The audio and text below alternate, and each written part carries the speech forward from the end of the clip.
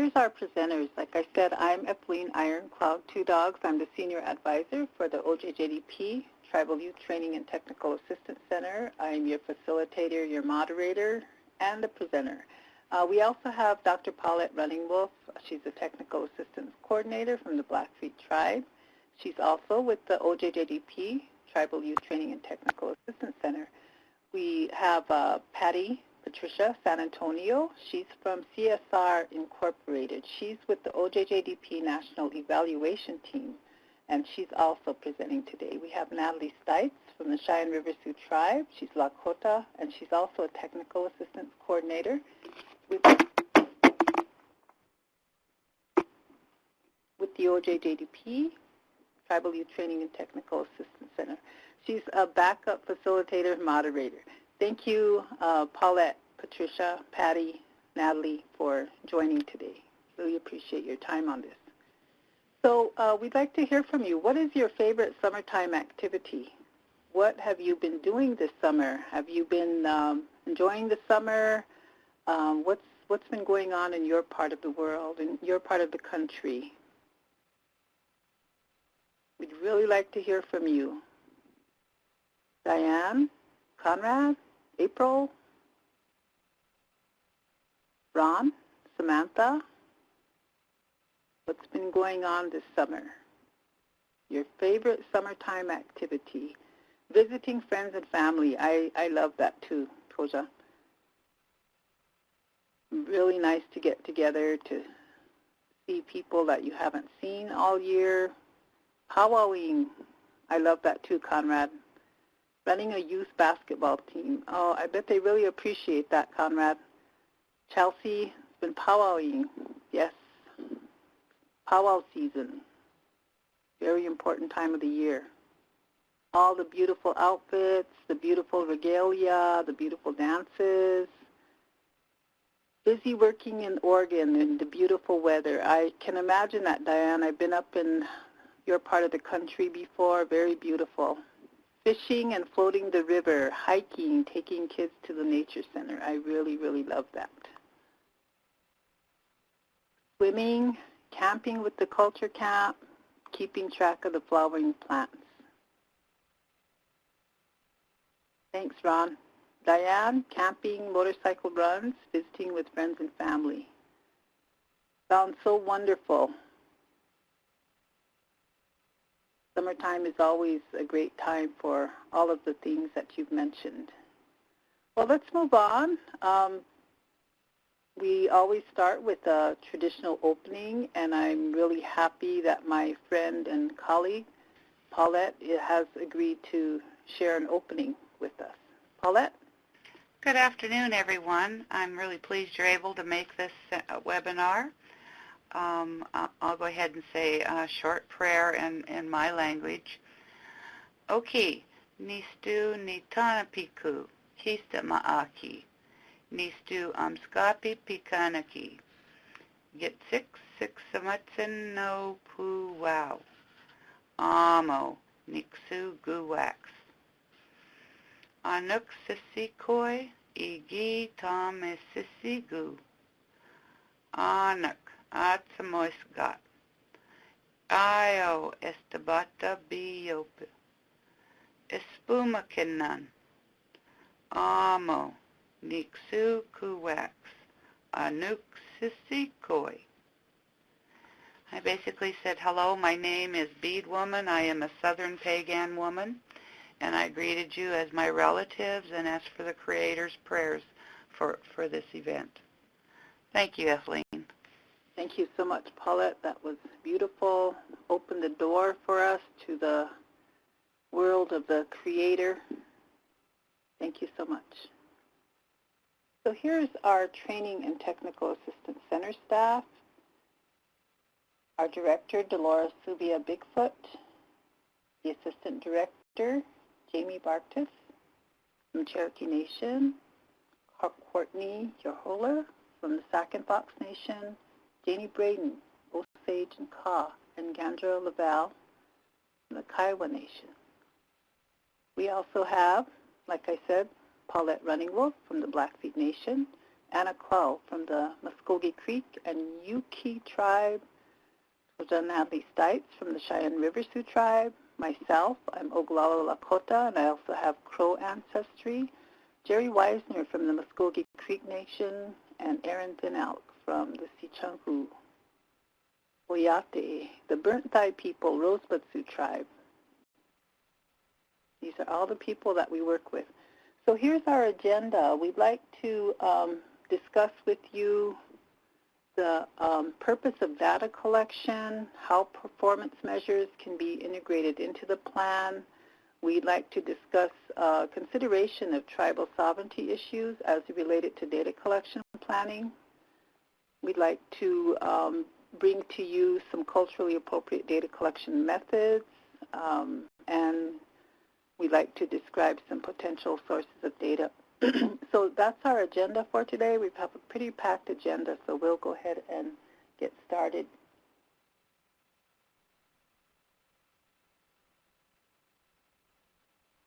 Before we actually get into the actual presentation, we'd like to hear from you. We know that you all have a wealth of information about data collection in tribal communities, so we'd like to hear from you. What do you think is the most critical element in data collection in tribal communities? What do you think is the most important thing to consider related to data collection in tribal communities? Go ahead and type in the chat box. We'd really like to hear from you. What are you thinking about? What is the most critical element, in your opinion, in data collection in tribal communities? There's no right or wrong answer.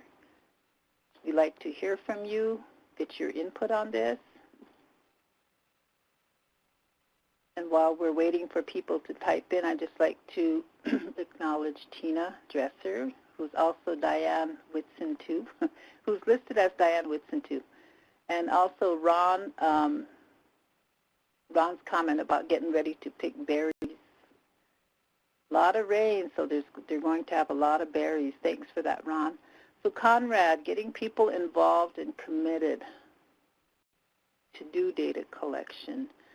Toja Natalie, to address fears around data, possible interpretations, ownership of the data. Ron commented to minimize surveys. We've been over-surveyed and getting a lot of static when proposing them. Very important considerations from all of you. The interpretation is particularly critical. Samantha says getting more participation in data collection. I'm assuming, Samantha, you're saying you mean response, getting more participation in terms of response to data collection. Diane commented, people are tired of all of the surveys, so getting them to give more information is tough. I agree. I think, you know, people, when somebody asks you to fill out a form or, you know, to respond to a survey, then, you know, people, well, what's going to happen with this, you know, information? You know, I've filled so many of these out before, you know, and nothing changes. You know, I've gotten that response before. So thanks for that clarification, Samantha. More response to data collection. So how do we do that? Getting some of the tribal departments to share aggregate data, no silos. I agree, Ron, that there's so much information out there, but we don't know where it's at. We don't know how to access it. I'm just speaking generally. There's some, I'm sure, data sharing going on out there that's very effective, but that is a concern, getting some of the tribal departments to share aggregate data. Have any of you heard of a tribe having a data conference, like say, this is all the data we've gathered, these are all the research proposals that have been approved by our IRB, and these are their results, these are their findings. Have any of you heard of that? Heard of something like that happening within a tribe somewhere? Diane is saying departments don't always share with each other. The people want to see progress.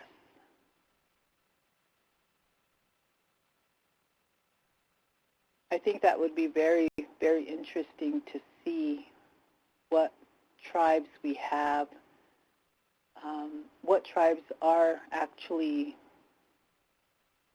sponsoring data conferences, like this is the data that we have, these are the, the information that's been collected, this is what we're doing with it. So that might be a project that you might want to work on. So we'll go ahead and move on. Thank you for the responses, Toja, Natalie. Identifying tools to collect information data. Surveys as one tool. I agree. So what are some of the tools that are out there to collect information? So we'll be talking about some standard data tools and also about some culturally appropriate data tools. So thank you for that.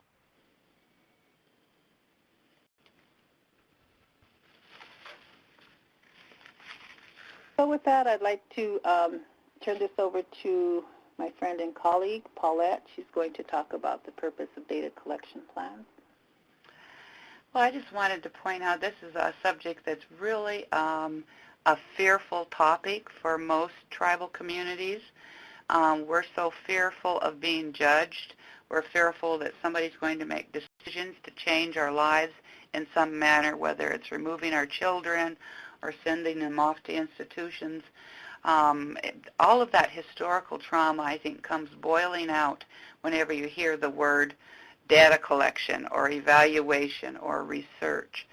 So I want you just for a moment to set those thoughts, those fears aside and walk through it with courage and know that it's nothing new. In our communities, we have historically been conducting evaluation and research for thousands of years. Our people knew when to fish, when it was appropriate to hunt, how to make sure that you don't ever take more than you need. They might have a herd of buffalo and only take 2 for that small band because that's not more than they can carry or eat. So they were continually, they knew when to pick berries, they knew when different herbs and roots were ready. So we need to be cognizant of the fact that our ancestors all were excellent data collectors. They knew what to do, when, and why they were doing it. Now, this is just another way from a Western-based perspective to gather data that will help your kids, that help you make decisions about your kids. So what is the purpose of data collection planning? It is important that it tells your program story. That's the best way to do it. You can involve community members in interpreting your data and analyzing the data, providing feedback on some of the outcomes. It provides information for decision making around program development, resource allocation, funding, and quality improvement of services. So if we want to know how effective this intervention was in working with our youth, whether you're a juvenile healing to wellness court or a tribal youth program, you really want to be able to tell your story and to answer some of the questions and to improve the services as you go along. Maybe it's an instrument that has too many questions that are culturally inappropriate, and so there's a lot of resistance to your youth taking those surveys or helping you complete those instruments. So there's no real way to improve services unless you figure out a way to see what's wrong with your program, what things are going that could be improved upon. So seeking answers to questions that are not readily available or easily discerned. Now that's, for instance, I'm always curious, with our suicide in Indian country, with our youth, how the males are always the higher rate and females are less. Why is that?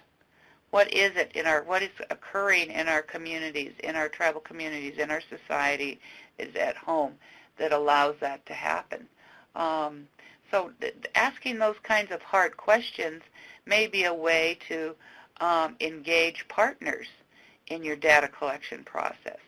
So for instance, if they want to know what is the best age to start an intervention, and you're starting a practice-based intervention, then you can provide that opportunity to collect data to address that question.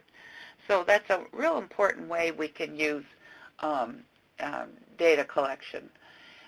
For example, why do youth from XYZ school have higher grades and lower rates of alcohol use than youth from an ABC school? So you might have one school that's off the reservation, and everybody likes to go to that school because the buses run there, for one, and they have better sports, they have more equipment, they have more resources versus school number ABC.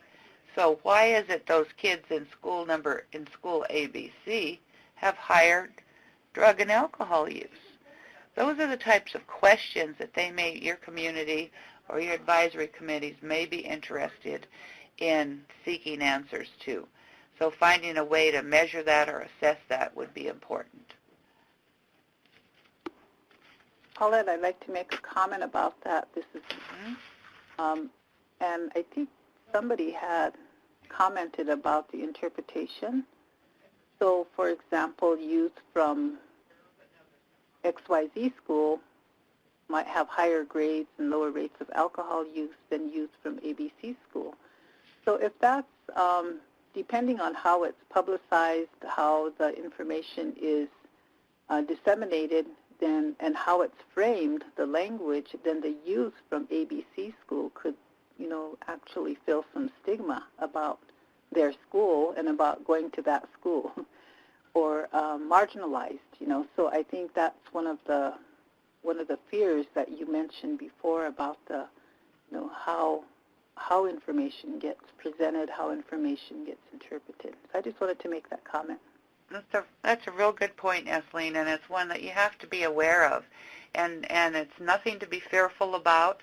I think as long as you have several people around the table and you're examining your data or you're designing your evaluation plan, you have the opportunity to have those kinds of discussions and to identify local level types of questions that may be of interest to a certain program or to the community in general. Or maybe the tribal government would like to know has a question that they'd like a response to.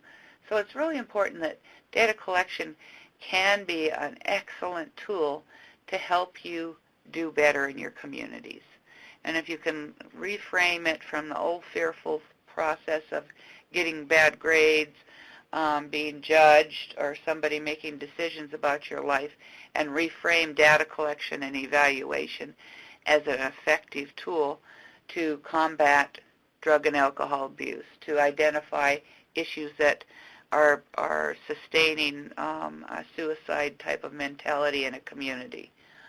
So please, I really would like to encourage you all to put on a different hat when you're thinking about evaluation, and think about it as a real positive tool that you're going to gain the skills in use, and then you'll spread that to your colleagues and your partners. So yes. Thank you. Go ahead. No, that's everything. Thank you.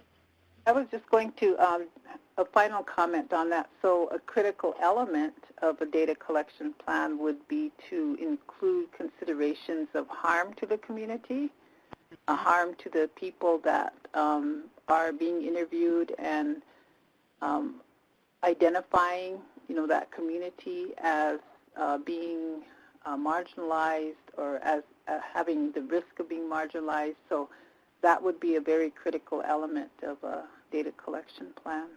Absolutely. Okay, thank you, Paulette. Patty is going to talk about performance measures. Patty? Yes, good afternoon. Thank you very much. I'm greetings from very muggy Northern Virginia. I'm in Arlington, Virginia, and it's probably in the mid-90s and about 80% humidity. So I'm really wishing I were in Oregon right now. I'm sure it's a lot nicer. I want to talk today about performance measures. I'm from CSR Incorporated. Esleen actually introduced me already, but we're the performance measure contractor that works with OJJDP. So we work on logic model development and maintaining the data collection and technical assistance tool, or the DCTAT, and trying to keep the performance measures up to date, and we report on the data that's collected through that tool. So I want to start, this is slide 10, what role do performance measures play in data collection? So basically, performance measures are indicators, statistics, or metrics used to assess program performance. Performance measures really gauge your progress toward achieving a predetermined goals and emphasize efficiency, quality, outcomes, and effectiveness of the program, both in terms of activities and services. So basically, performance measures monitor or help keep track of program outputs. And outputs are your program activities. This might include the number of youth served or the number of trainings held, for example. So what you're actually doing. So the outputs track your implementation of the program through the activities you provide. The changes that you make as a result of your program are the outcomes. Outcomes include a change in behavior that youth have as a result of participating in your program. It could be something like reduced substance use, or a decrease in number of offenses, or decrease in number of reoffenses, an increase in cultural skill building, something, so you've actually made a change by virtue of providing your program. Now, one of the things about performance measures is that they can really be understood at two levels. First, the performance measures are outputs and outcomes for your specific program, for what you're doing, and you can use it to track your activities and the changes that you're affecting in your community. But also, these performance measures are the outputs and outcomes for OJJDP. So they're really looking at a particular program, like the tribal programs. They're looking at the outputs and outcomes, and they're reporting on that data to Congress, to the White House. They're using it internally to make decisions about funding. And they also are looking across all programming that they provide funding for to look at whether the activities that they're funding and the outcomes that are coming about because of those programs are meeting their core mission.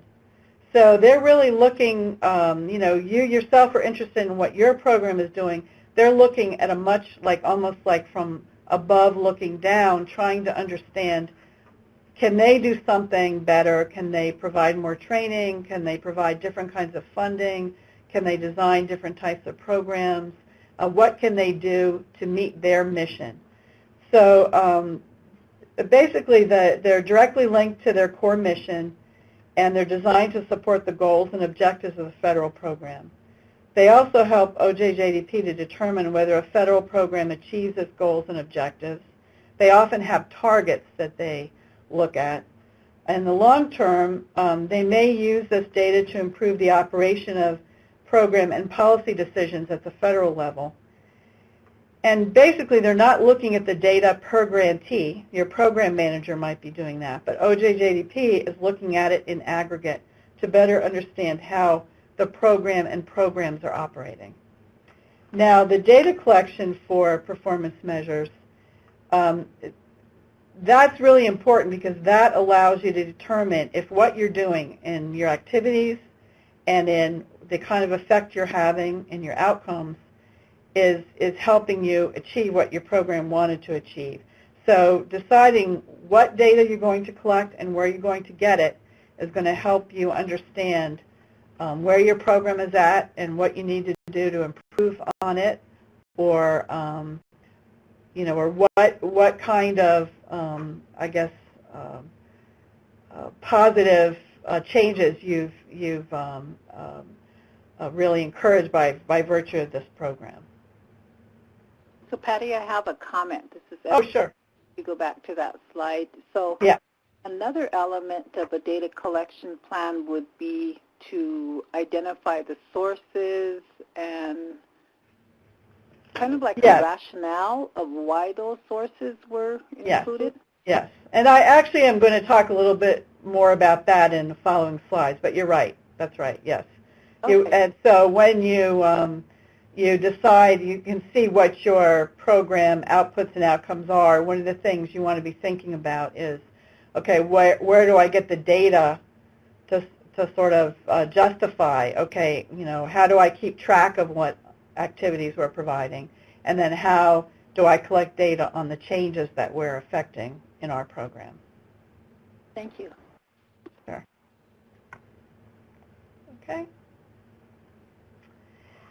Now, one of the things you'll notice is this is an example of one of the performance measures, and this is what we call a target behavior. So there's a list of 13 target behaviors, and grantees usually choose. Some of them are required, but they usually choose from a list of one. One of the ones that's used by tribal programs a lot is cultural skill building. That's available to all grantees and all programs, but it came about from OJJDP for tribal programs specifically. But this is an example of what you'll see in a performance measure. What we call it a grid. It's like a table. It's got your measure. In this case, it says output, and I can explain why, but substance use is the target behavior.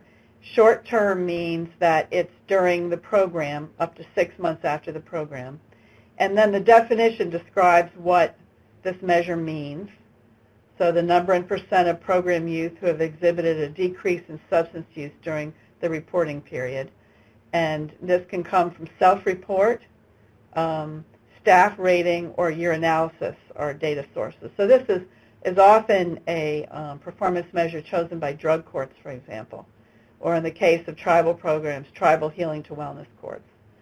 And then on the far right, the data that the grantee collects, this is actually the data elements that you need to have. The number of program youth served during the reporting period with the noted behavioral change. That's an outcome. So the number of youth that you served that had a reduction in substance use. And then B is the total number of youth receiving services for target behavior during the reporting period, and that's an output.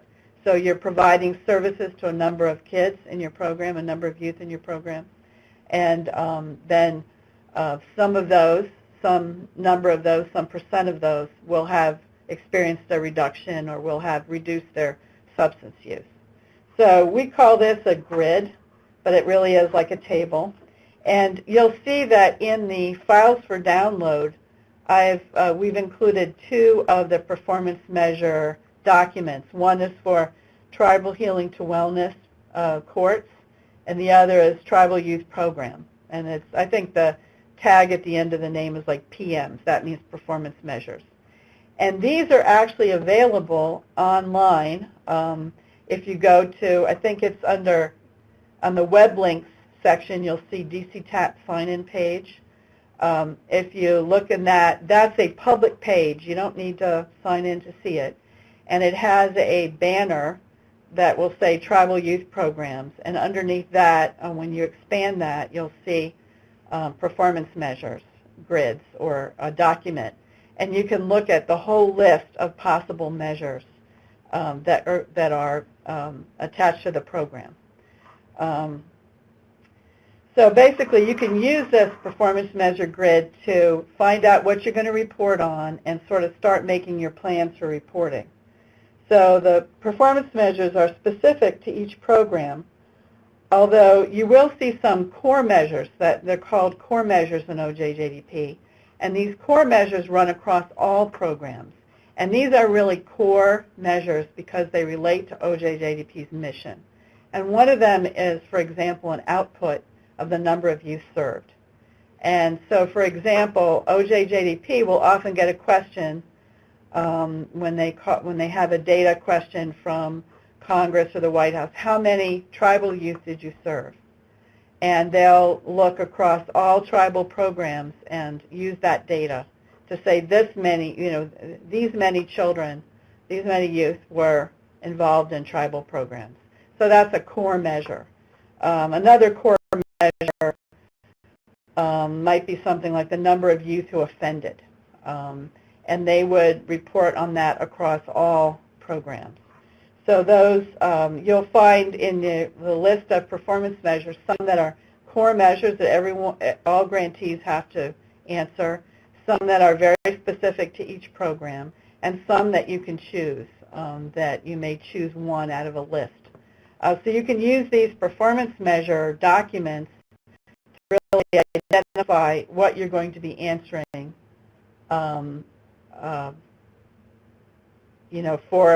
for the data collection.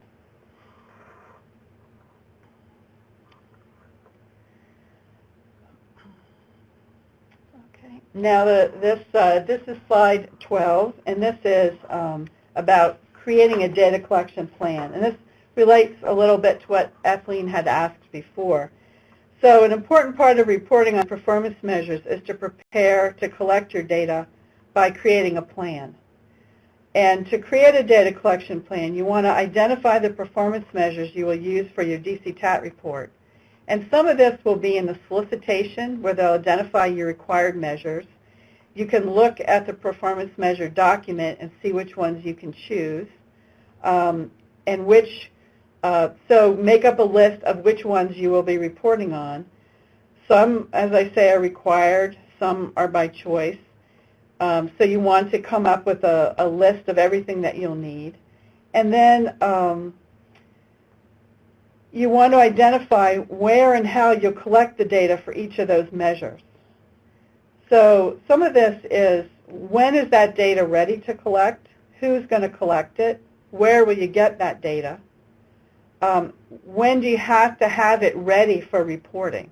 So it really can be both a time and a responsibility schedule in a way, deciding who's going to do it, where you'll find it, how you'll get it. So for example, if you, one of your target behaviors is the number of youth who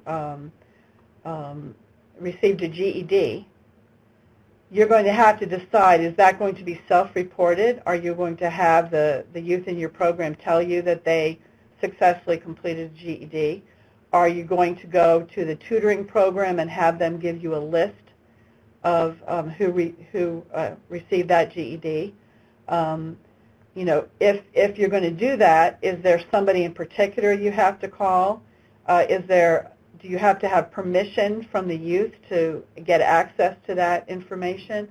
So planning ahead about where you're going to get that data, how you're going to get it, what you need to get it, and when you need to get it are all things that you can sort of use to prepare for data reporting. So you want to really create a schedule for yourself. Now you'll notice if you go to the the files for download, let's say Tribal Healing to Wellness Courts performance measures, you'll see that in addition to the performance measure table, we have a fourth column, which is a blank space that you can actually use to record your data, almost to create it and get it ready for when you're ready to sit down and report into the program, into the DC-TAT, you'll have everything to hand.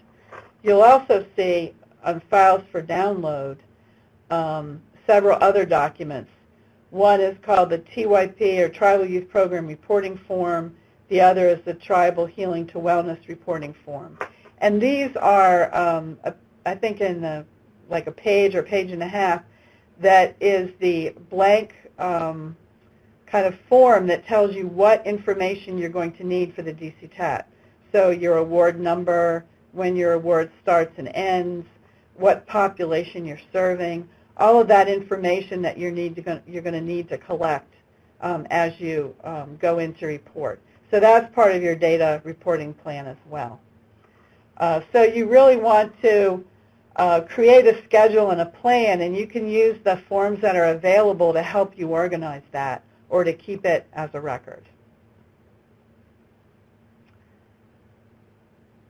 Now, I have it would be nice to see the form. Anna says it would be nice to see the form. Is there any way to view it?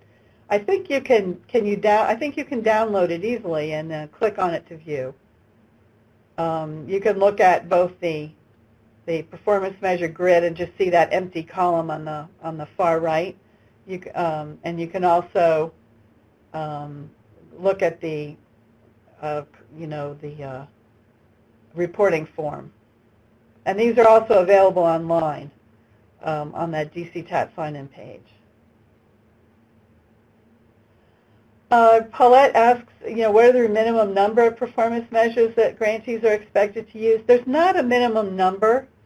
Generally, there are 5 core measures, and then usually grantees are required to report on at least one target behavior of their choice, and there may be, depending on the program, another of other measures. So I think, I don't know offhand, but somehow I'm thinking there might be like 10 to 12 measures that you report on. And one of the things, I think it came up in a previous slide, where people were saying it's a lot to ask grantees or participants to, answer another survey. One of the things that OJJDP is very aware of is what they call grantee burden. So this idea of we don't want to ask too many questions, ask people to provide too much information, or ask them to provide it too many times. So it used to be, for example, in Tribal Youth Program that we had narrative boxes where grantees could write, a couple sentences or give an explanation. And we really found those useful when we were analyzing the data because it would explain certain aspects of how people reported. But the OJJDP decided to remove that I think in 2011, and it was because they thought it was asking too much of grantees, because you're already providing your progress report information. So they're always trying to look at the number of measures and refining the measures and making them as kind of simple and useful as possible without asking too much. Is that, Etheline, do you have any comments or questions? Or I was just thinking about the schedule. Oh, As far as data collection plans. Yes. So when you say a schedule, then you're talking about, okay, so baseline, right? And then every, whatever time period it is, every month. Yeah, so for example, the reporting for tribal programs is twice a year, and you're reporting like in January for the previous July through December 31st period, and you're reporting in July for the previous January to June 30th period.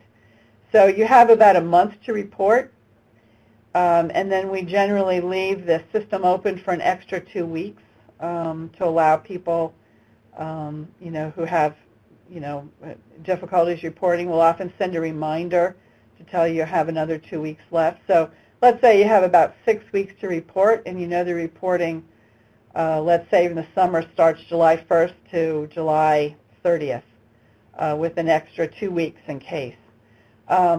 So you know that you probably need your data together and ready to report by the end of June or very early July. So if there are certain people that you need to get information from, or you need to sit down with your team and tally your data, figure out how many activities you provided, how many youth were involved, look at whatever data you have collected, you need to build that into your schedule so that you have time to collect it, you know where it's going to come from, and then you have time to get it ready for reporting. And you can use the data a grantee provides to see exactly what you have to report on. So that will help you plan as well.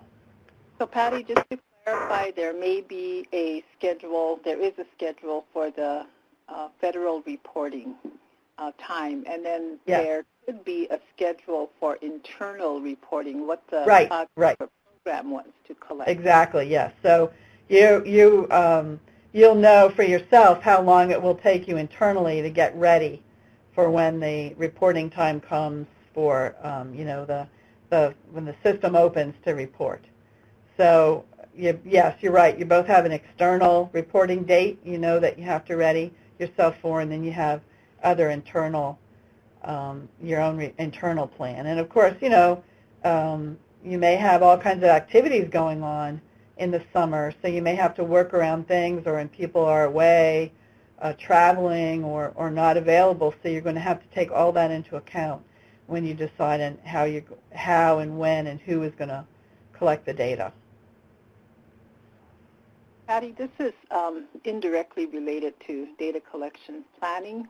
Do you have any suggestions or thoughts? You've worked with a lot of tribes, a lot of communities, grantees around this area. What thoughts do you have about projects, programs that do not have the luxury of an evaluator, somebody that is dedicated to collecting data, to organizing data, to interpreting data? Have you come across any tribes or communities that have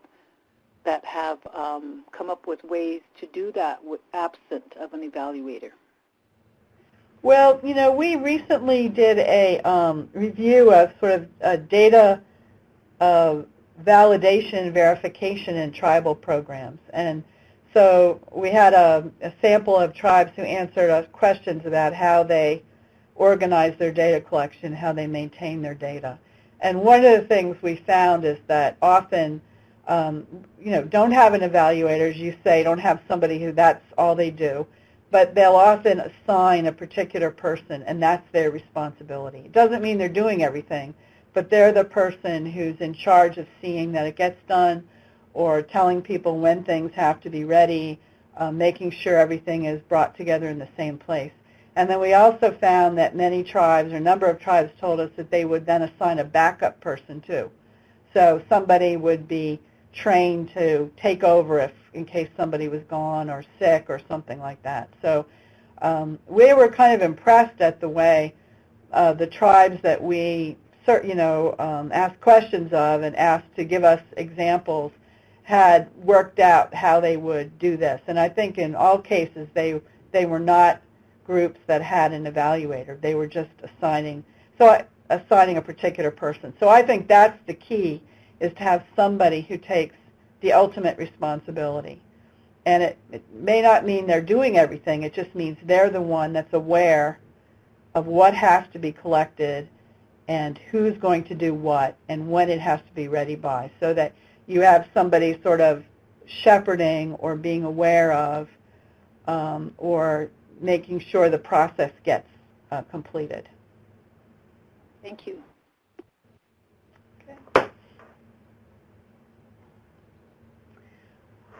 Okay, now this is an example really of when after every reporting period, we wait until everyone's finished reporting, and then we download the data and we analyze it. And this is done for every program. And what we do is we create a performance data report, which is a description, kind of a description of all of the data reported by tribal programs, for example, or like tribal healing to wellness court programs as another example. And we then create this report with as highlights here, but this is data that OJJDP is particularly interested in. So, for example, from the reporting period July through December 2015, we looked at the number of youth who exhibited a desired change in targeted behavior. And this could be a range of different behaviors depending on what tribe would choose, like, you know, a reduction in substance use, you know, an improvement in cultural skills building, you know, receiving a GED, high school completion, this range of possible behaviors. And in this case, 65% of the youth who were served in these programs exhibited the desired change. Now, what's interesting about this is OJJDP often picks targets. You know, for every year, they would like to increase the number of youth who are served who are actually exhibiting a change in a desired behavior, you know, or a desired change in a targeted behavior is a better way to say it. And so recently, the latest data that we have, there was a 72% of youth exhibited a desired change in targeted behavior for tribal programs. And that was actually 2% above their target of 70%. So of all the programs, tribal programs have some of the best outcomes in terms of youth having these desired changes. Then these other, as you can see, these other measures are OJJDP's core measures. So tribal grants served 16,169 youth and their families. 58% of those were youth. 50 youth were served by mental health program services. And then another outcome, so the data collected on participants in the program indicated that 100% of staff, 74% of youth, and 78% of families were satisfied overall with the program. So that's an outcome that's also of importance to OJJDP. Now, if you want to see what we call performance data reports for a tribal youth program and tribal healing to wellness courts, you can go on to this DCTAT sign-in page, and under the Tribal Youth Programs banner, we post those every, we download the data, and it takes us about a month, and then we post them after we get OJJDP's okay. So they're public, and it's about the entire program. And you can look at them. We try to maintain, I think, up to 4 years of those reports on the site. So we have, 8 postings, basically. Every 6 months, we post one of these performance data reports. And again, we provide a lot of this data when we get requests from OJJDP. They've taken this data to the White House, to Congress. They've used it for their internal reporting. They use it for budget talks and decisions, and also on, reporting on their own activities and for setting targets. So we often have quite a lot of requests and discussion with OJJDP about this data and how they're going to use it to help them decide on their programming.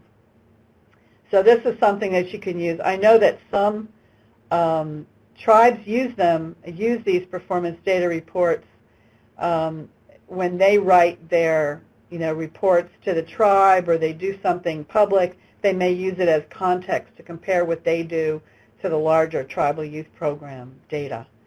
So, maybe something you're interested in looking at and seeing if it's of use to you for any kind of reporting that you do.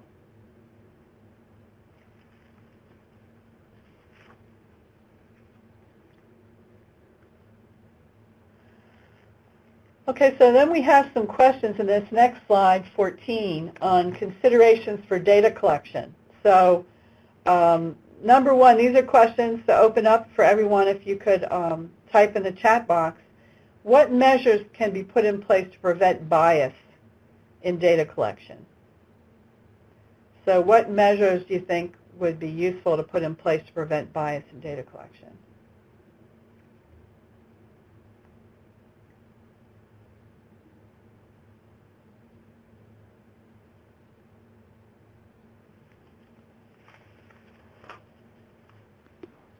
So Patty, while people Yes. are speaking, I had a question, Sure. maybe a comment that is indirectly related to the data collection, the data reports, I should say. So I'm sure that OJJDP and CSR have, certain protocols, standards about data collection, sharing of data, those types of things. Have you come across any tribes, and you don't have to name them, but that have a data code, for lack of a better term, in terms of how data will be shared, how it will be collected? I know that might be... Yes, actually, yes, we have. In fact, when we asked these questions, one of the things we were asking about for verifying data, like what kinds of methods do you use? Do you have somebody assigned to collect the data? Where do you keep it? Who has access to it? If you need to correct data, does somebody in particular have to okay that correction? So we found that a lot of the tribes that we asked did have a sort of protocols in place or rules in place for, someone is assigned to it. We keep it in a secure location. People have a password protected access to it. Only 2 people can see it. A supervisor has to say it can be corrected. In fact, some of the tribes had disaster plans. What happens if we have a flood, for example, and is our data backed up? Do we have another way to protect it? So I think of all the tribes that we asked, there were like 10 of them, all of them had some kind of plan or protocol in place, and there was only one tribe that said that they did not have a disaster plan in place. They hadn't thought of what would happen if there was a big problem. So we were sort of impressed that people had thought about these things and had examples of how they were making sure that the data was collected in an accurate, careful way and that it was being handled responsibly. So that would be, I'm thinking that would be individual projects or programs that have protocols, but have you come across tribes that have a general overall code for data collection, research? I haven't, but I'm suspecting that if a particular program has it, they may be, you might find that the tribe, that many of the programs in that tribe use that. That's actually an interesting question. I don't really know, but I would assume that that's not just one program that thought of that. My guess is this is something. For example, that actually tribal healing to wellness courts, I think that is sort of maybe the drug court-wide set of policies or protocols. Thank you. Yeah.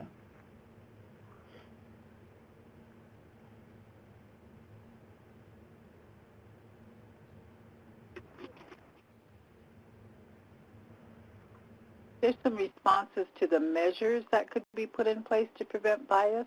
Yes, yeah. You could have parents advise your community members pilot, try out the instruments prior to finalizing your selection. That's correct. You could do almost like a sample, have a sample of people take or answer the questions to see if the questions make sense or easy to understand or answer. It does. I was struck, though, in earlier comments that a lot of people in their communities feel over-surveyed, and that's a problem too. And that could be, maybe that's just because you write something and it seems very formal, but nothing comes of it. Maybe, not everything has to be done in written form. You could have somebody taking the answers down and filling out a prepared sheet. So I worked in a community in upstate New York with elders who were immigrants, and many of them didn't read or write English, and I actually wrote and answered questions for them. I mean, they told me they could express what they wanted, but they didn't want to write it.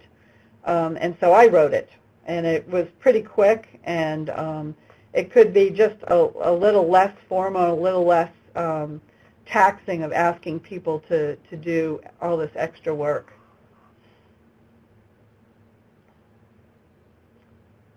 So Paul asked, can you share the backup or disaster plans? Is this for the grantees to do that?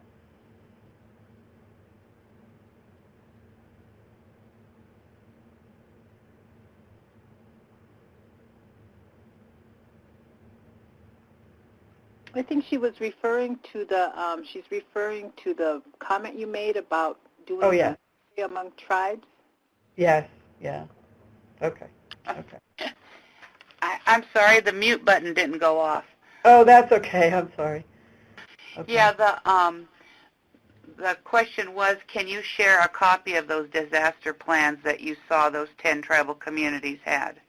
Well, I think in the most case, we weren't asking for their exact copies. We were asking them, did they have one, and could they explain what the major points were?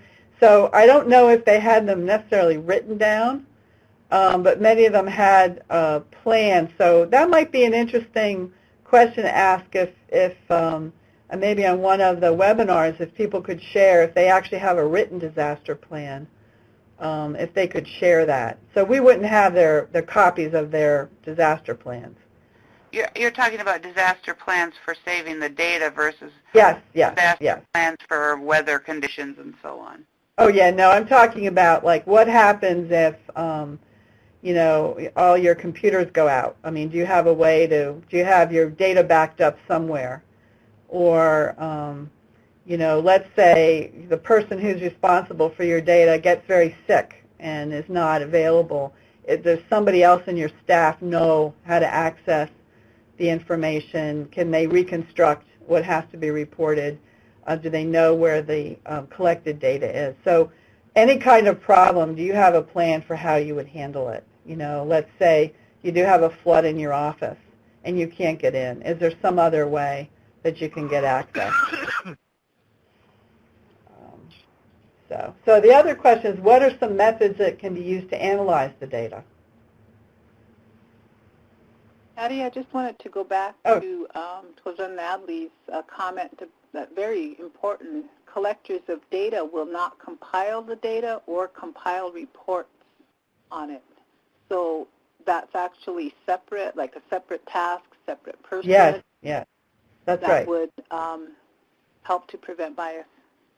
Right. Yes, yes, you could have several people responsible.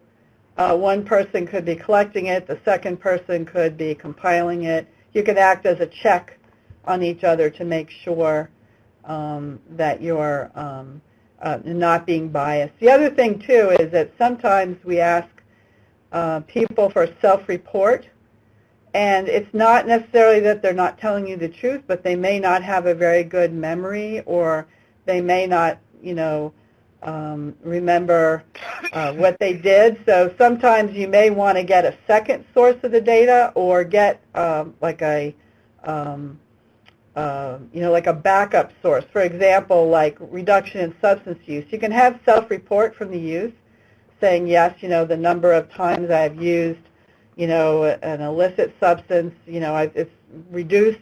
But you can also then use another source of data, like your analysis results, or you could use results from counselors or something like that.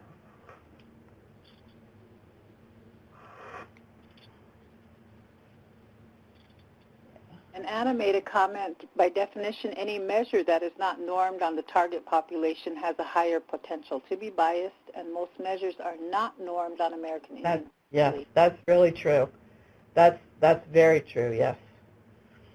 That, you know, you're dealing in a very different community, so yes. And that's another good reason to have a pilot test in your own community, to make sure that the tool you're using, the questions you're asking, you know, maybe pre- and post-test questions about, you know, how effective was the training, are designed for your community and the participants you're going to have. And Diane commented how training is needed regarding what bias actually is. Yes. And that biases can be subtle.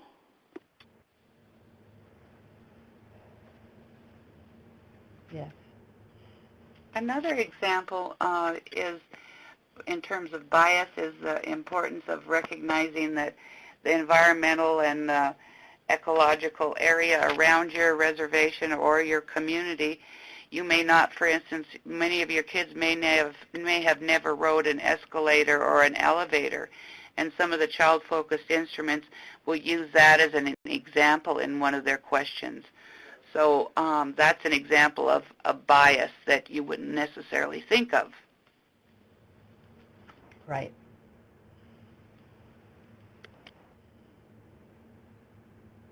So we might want to move on to the other questions. I don't Sure. see any comments about methods. So we are at the 60-minute mark, and we have approximately 30 more minutes. So, and we have a lot of information to cover. So you might want to go on to the other questions. Okay, so the third is, what type of tool or instrument can be used to collect the data? And this really varies by the data that you're going to collect. So, for example, you want to do it in the most accurate way possible. You know, if you're collecting like the number of youth served, that could be sign-in sheets. and then you can collect those and tally them up, and you have the number of youth. And then also you can use that to actually verify your data. If somebody asks you to show that you did indeed serve that many, you have that hard data to show. So it could be any kind of tool or instrument. Like I said, a sign-in sheet. You can do pre and post test questions about the how useful was a training. What did a participant know before they started and what they learned after the training. You can create your own instruments, so data collection instruments, like to track, who of your youth received a high school diploma or a GED, and that could include like what classes did they take, when they finished. You can decide what data is important for you to know and what will help you understand how you're serving your youth, and also how you can report it to the best, to show exactly what your activities are providing for the people in your program. Okay.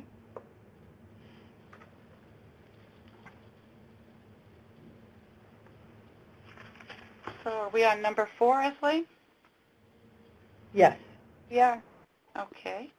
Was the tool tested or piloted before it was used? Now, some of the tools we'll talk about, it maybe was tested in the Southwest or the Northwest, in the background information of the instrument itself, but mostly it's rare that any of the tools that you're going to be expected to use or to select from to use have never been piloted with tribal communities, and not necessarily urban or reservation-based communities have had that opportunity to get that piloting done. So it is important to consider looking them over, or maybe practicing. I used to, when I was in graduate school, and I wanted to check on whether or not an instrument was appropriate and see what the reaction was. I actually have youth in your community who could do the same thing and try to give you feedback. And they can speak to questions of the individual questions, or they can speak to the overall burden. So if you're struggling with making those decisions on which outcome measures to select, take the time to take a look at them, look through them, and select those that you think might be useful, and then pilot them in some manner. And again, I noted that in one of my responses on the chat box. Get the parents or the community advisory committee you work with, or other community members volunteer to help you to pilot them. And that's really helpful to have that discussion with a group of people. It's really important that not just one person make that selection too. I really think several staff members need to be a part of that outcome measure selection process. And I can't stress that enough, because when you get down the road and you're expected to collect the data and make the reports, if they're not on board and don't agree with your plan, and it hasn't been approved by your advisory committee, then you're going to be stuck and you won't be able to submit your data reports to OJJDP. So I strongly recommend that. Bullet number 4, oh, I already did that one. Number 5, is the tool culturally appropriate? I think we kind of covered that so far, so I'm going to skip that one. And then the last one, how will the data be used? And you need to think about this very creatively. You can use it not only to share information with your partners through a MOU and a data sharing agreement, but you can also use it to educate the community. Figure out ways that you can target certain messages to share with the community. And the more we can do that, the more knowledge the community has about that issue in your community. And I know most of you have been working with your community readiness assessment, and that's why I've been recommending, please, please think about how you can use your data. Because once you start collecting data, it's really fascinating. It's not just about collection, it's also about analyzing it and interpreting it. And if you have a group of people that are helping you not only collect the data, but they can also help you analyze the data and interpret it. So think about that as they're a valuable resource. And the more that you can share that responsibility, the more that they're going to be comfortable with evaluation. And you're going to raise the skill level in your community to conduct research and evaluation assessment. So, any questions, anyone? Any comments?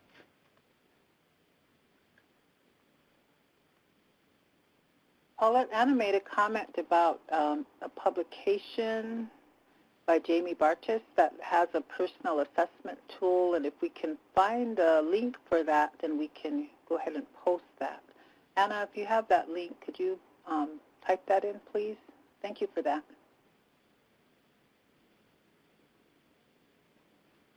So any other comments, questions? We can move on then, Eslene? Yes.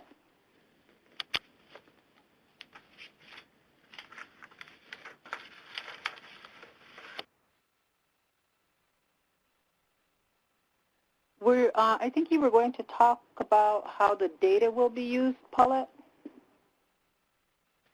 I'm sorry, I thought I had covered that. I guess I didn't. I apologize. Yeah, the data, I did a little bit about sharing the data in your community, sharing it with your partners, sharing it as community messages to raise awareness about the issue. And the more, if you can start with a couple of partners that you can establish a memorandum of understanding so you can share data with each other, that's highly useful. And then maybe another program, tribal program, would be interested. And you gradually build your partnerships up so that you can share data across different programs for different purposes. And that's highly helpful. And I'd strongly recommend you consider how that can be accomplished in terms of developing that cross-agency or cross-program data sharing. But you can also write publications. You can do educate the youth in the high school newsletters or the community newspapers, or you can share data at the hospital waiting room. I've seen several communities use that very effectively. They developed a message with the youth providing the message and sharing the data, talking about programs and services, and these were the outcomes. And that's, you've got a captive audience at an IHS or a tribal clinic where they're looking at the television screen, and you can do, 9-minute, 10-minute video clips for very little money as well, that shares data across the community and educates them about the issue you are attempting to impact.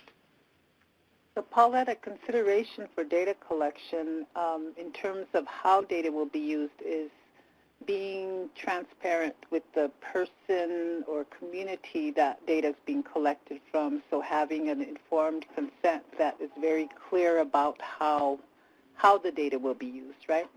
Absolutely. I think that's crucial. And again, anybody under 18, you need parent permission. Now, there is a process called passive consent where you put a publication in the local newspaper and you tell parents, in the community, if your child is between such and such an age and they are willing to participate in this program, this process, this survey, if you have problems with them participating, to please contact so-and-so in the school district. So there is ways to do it, but you need to largely have parent consent. So if they're in the program, you'd want to make sure that you have adequate written consent for parents to sign so that they can collect the data, do the instruments, and so forth. Thank you.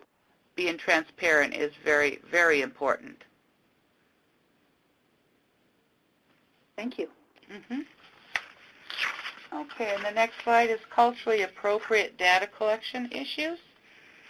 And oral histories and teachings from elders and spiritual people are wonderful, wonderful resources to provide background information on your community in terms of analyzing and interpreting data. I think that's really helpful to have those kind of understandings and incorporate those kind of people in terms of looking at the data and interpreting it. And what could mean one thing to me, who I'm fairly acculturated, may mean an entirely different thing to a community member that is very traditional and has a different way of looking at things. So making those, having opportunities to bring in oral histories and teachings and from elders and spiritual people is helpful in recognizing one of the biggest impacts in our communities is historical trauma, and it's still occurring today. So the more we can recognize the impact of that in terms of interpreting, evaluation, and data collection is really helpful. Another point that this slide makes is building relationships is a foundational precept. And basically that is crucial. You know, you talk about the word partner. Partner means sharing, supporting, connecting. And what we're about as tribal communities is all about relationships. We have a relationship with the spiritual beings. We have relationships with the land and the air and the ant people and the birds and the animals and across societies and communities. It's all about relationship building. So the more you can build relationships across the community with community partners, the more effective and accurate and efficient your data collection will become. So if you have more people involved, the more the better, because they begin to understand what the issues are, they begin to take ownership of those issues, and then help in providing possible solutions to any barriers or challenges you may be having. In terms of reciprocity, what is being given back in exchange for what is being asked? Now, traditionally, tribal people, if you're asking them for something, maybe you're asking them for special prayers, you have a sick member of the family, you would contact somebody in your community, whoever you feel comfortable with it, that are connected to, and you ask for help. That's much like a vow. So not only did you ask for help, then the expectation is you're going to do something in return. And for instance, in the Amskapi Pikani community in my tribe, if I go to a bundle holder and ask for help for a family member that is sick or maybe in a car accident, I would ask for their prayers. And in return, the next year, I need to return to their ceremony, to the opening, and dance with the bundle. So that's that reciprocity that's historically, and that's, all about us being generosity, being somebody's considered very powerful in the community. They are also very generous. So those are those community expectations that you're going to give back. So for instance, if I'm going to ask somebody to sit on my advisory committee or sit on my data analysis committee that you've established, key people, to look at the data, to help you analyze it and interpret it, you'd want to give them something for their time. Not necessarily money, but maybe something in the way of goods, or I've had people do something creative as little as making a loaf of banana bread and sharing that. So reciprocity is just something to indicate that you appreciate them taking the time to complete the survey, the parents, the so forth, and being able to give back in exchange for what is being given. And the next bullet is the transparency in how the data will be used and whom it will be shared with. Now, transparency is a big word, and not very many Native people will really, not a lot of them will have a clue about what transparency is. But it's just making sure that your whatever instruments or outcome measures you select, you understand and share with them what will be done with the data. What's going to happen? How is it going to impact me? Is there going to be some concerns down the road that maybe I might have some flashbacks if I've been traumatized? So all of those kinds of consideration as transparency, it's really important to take the time and talk with them about it, so they understand how the data is going to be used and what it's going to be used for, and that their name will not be associated with it, and so that you're going to protect them from any potential negative outcome, whether it be physical, emotional, financial, or what have you. So transparency is about being very confidential, being very careful, and being very specific about who gets that information. Collaboration with local community for input and review on how questions are phrased. For example, are they culturally insensitive? So in terms of collaborating with the community, you might even approach a local elders committee to take a look at an instrument and tell them and ask them what they think of it, or to collaborate with a local children's services program, maybe the tribal recreation program, for instance, and you approach them. We have these kinds of services, and you're having these kinds of services. How can we collaborate in sharing our data so that we can move forward and maybe gain more resources that way? So having that kind of a relationship in your community with the partners is really helpful and really important. And the next question, bullet is cultural competency training part of the data collection plan?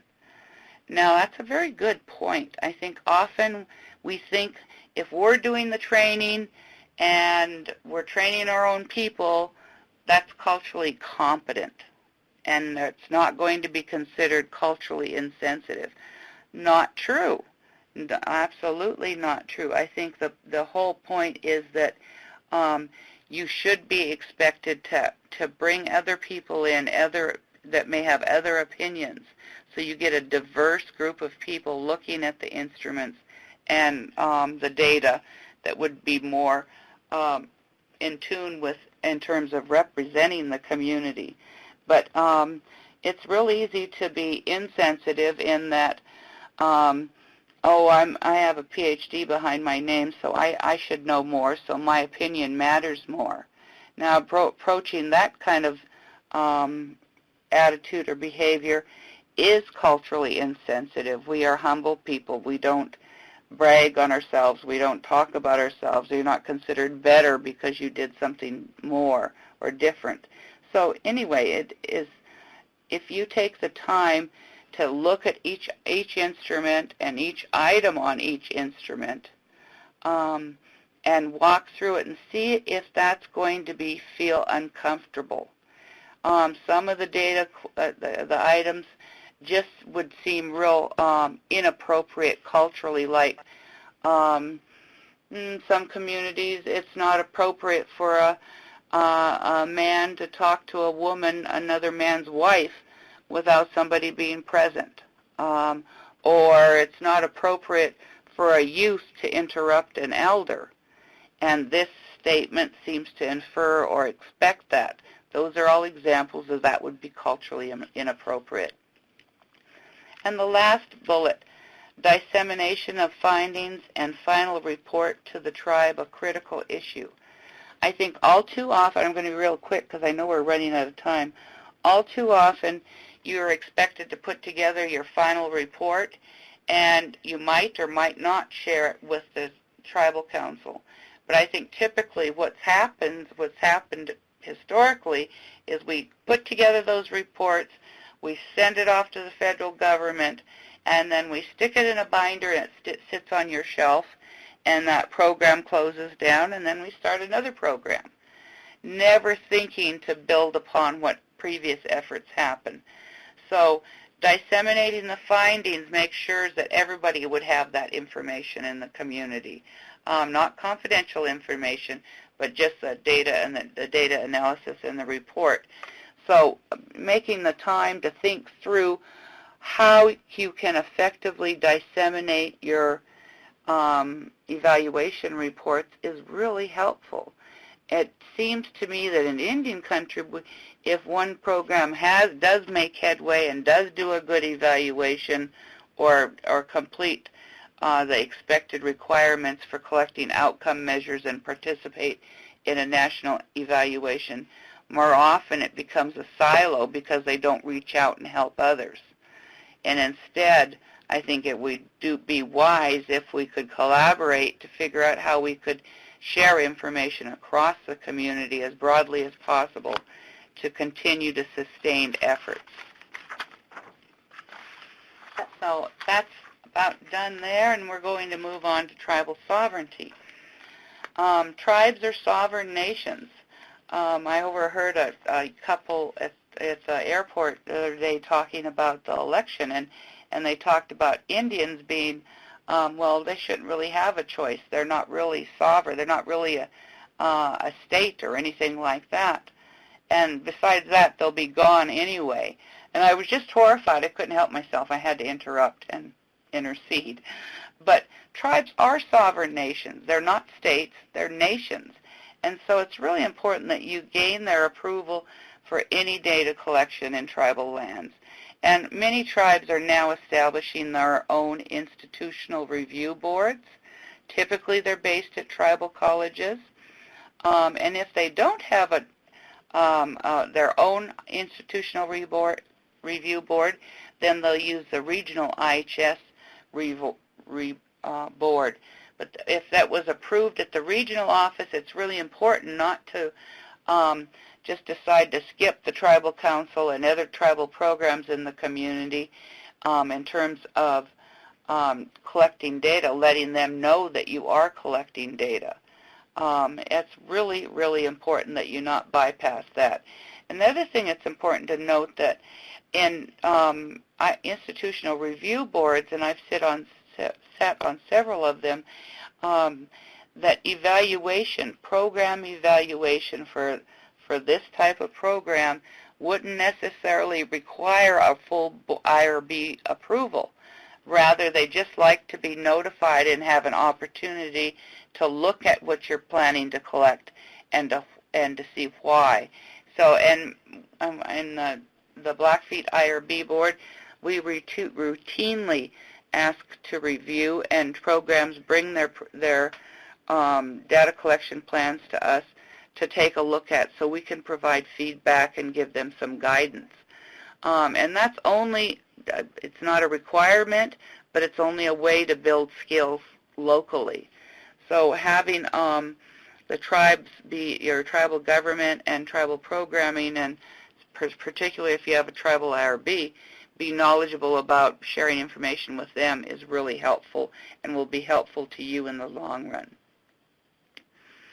Now, the next bullet says, what are the tribe's research regulations and standards? And that's not often laid out. I think it's rarely laid out in tribal communities. I think you're going to find either a tribal IRB or else that they'll go to the regional or even a federal level, a national IRB. The Indian Health Service has a national one that you can submit to. But it's different in every state and every community. So find out what is happening in your community. Don't just assume, because that may not be an accurate way to put all your eggs in one basket and then get tagged on it by your tribal government down the road. So make sure you check around and find out what are your typical processes for evaluation in your community and research. And there's also tribal college research and review boards also. And they're typically tribal IRBs. They separate themselves from the tribal college, but they're supported by tribal colleges. And most of them are very knowledgeable and will provide you with helpful tips.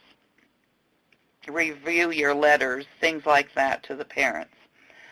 The next bullet, mistrust and fear of responding to data collection requests based on past history.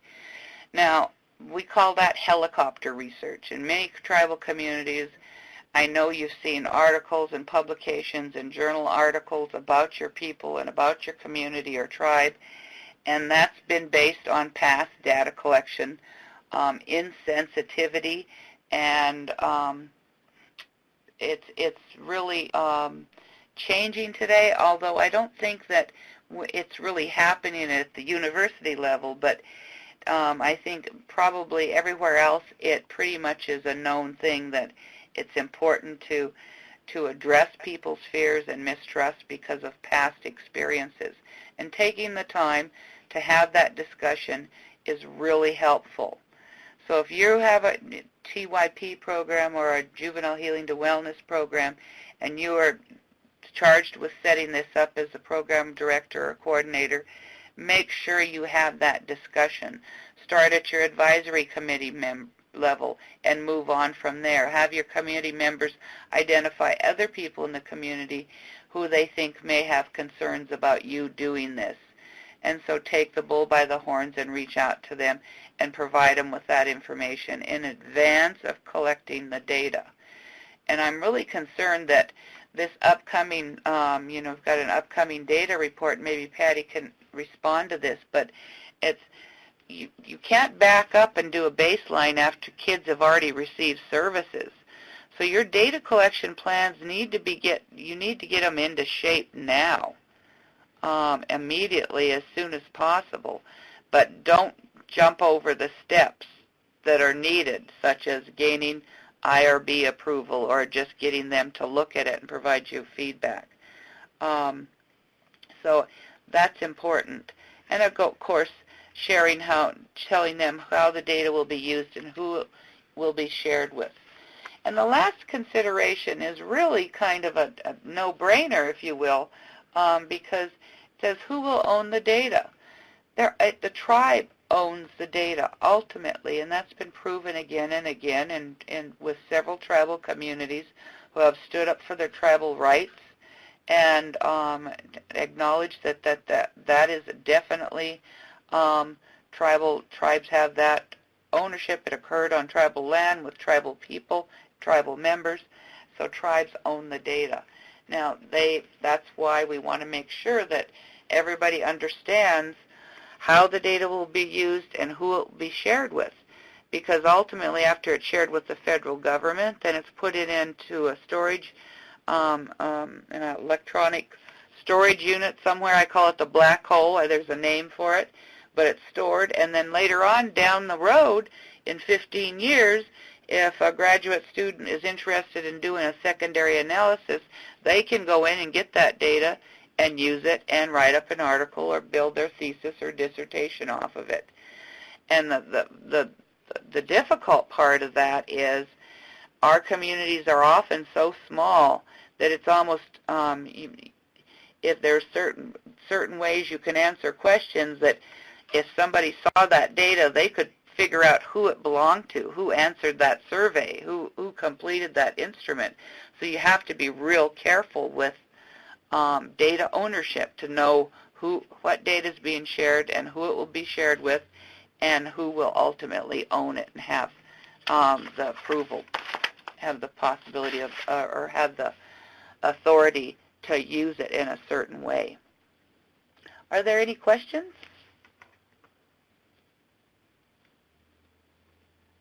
We're going past our allotted time, I see. Thank you for that, Paulette. So we have potential sources of data, and a lot of you, most of you, all of you know this: the oral histories, interviews, archival data that already exists, focus groups, questionnaires, surveys, observations, cross-site or cross-agency data. So Natalie is going to mention the pitfalls of cross-site or cross-agency data collection, data sharing. Hello, everybody.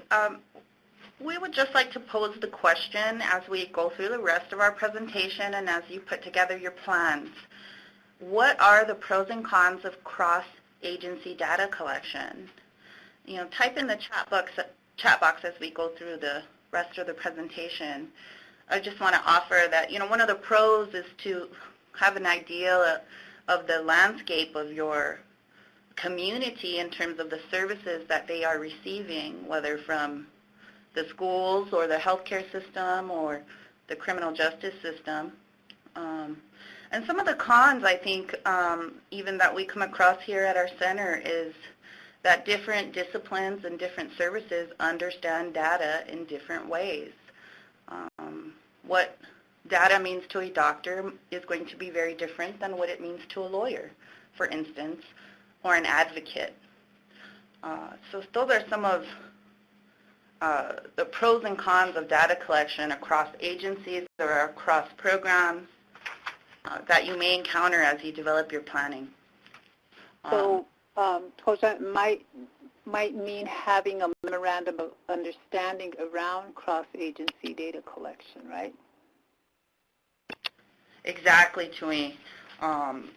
Laying out, defining how you're going to collect data across the agencies through a memorandum of understanding or agreement is a great way to contain any cons that you might have in moving forward as you collect data across your agencies.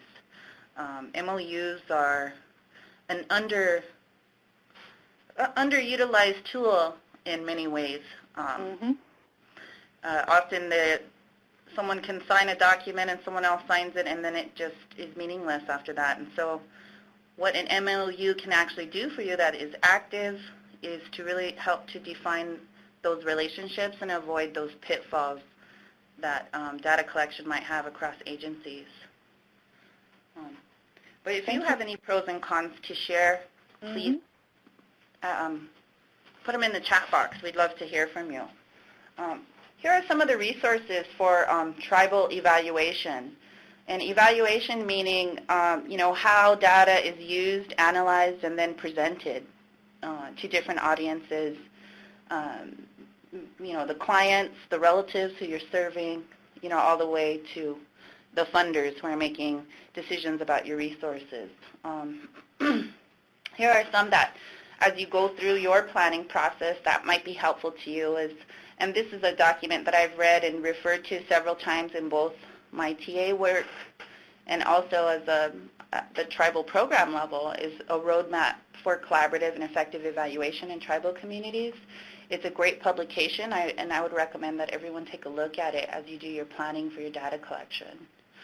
Some of it will be very repetitive, but in that way, as a practitioner at the tribal level, it is really an affirmation, I think, of what I know is going on the ground in terms of tribal services and programs.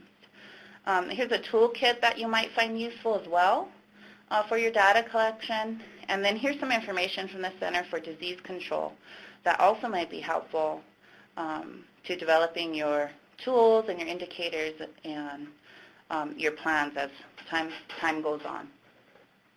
Thank you, Toja. So we are going to go to the review with Paulette.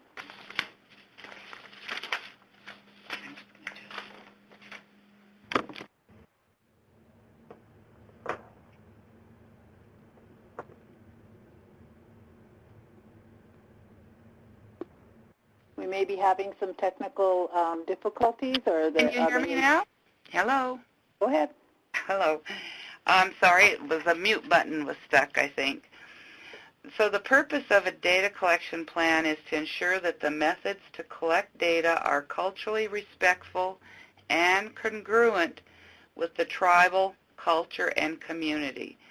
So once you sit down and draft your data collection plan and you solicit feedback from your advisory committee and other key community members, then they have an opportunity to have that input and to assure that it is culturally respectful and congruent with your values and beliefs as a community.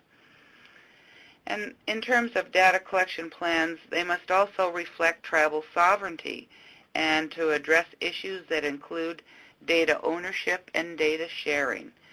So not just data collection plans need to include that, but also MOUs, as Natalie suggested earlier, that defines who owns what.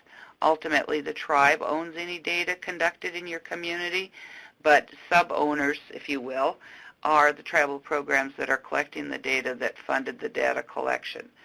So, but ultimately, the tribe has that ownership. And data sharing must be clearly specified, and you can do that within the memorandum of understanding and make sure that you reference that in your actual data collection plan as well. So go ahead, Patty. Okay. Performance measures are aligned with outputs or outcomes, so they reflect what you're doing in your program and what you hope to achieve. So collecting data for the performance measures is really the basis for measuring your outputs and outcomes. And then aligning data collection with performance measures. What your the performance measure data you have to report structures what you have to collect. So you can use the performance measures as the basis of your data collection plan. Okay. And there are numerous potential sources of data, including archival data, interviews, focus groups, observations, surveys. You can go back. The school district typically collects a lot of data, and I know IHS does, and although they're difficult to gather data from or to collect it from them, it's highly useful. And you use those kinds of things to help you interpret and compare data from previous time periods or previous types of interventions. So there's lots of information that you can gather. There's different potential sources, and you can consider as many as feasible that will help you very much in terms of determining how effective your program is doing, how effective the interventions are, and what you're going to do with the data afterwards. Thank you, Paulette and Patty. So we're going to Toja and Natalie to talk about the next webinar. Thank you,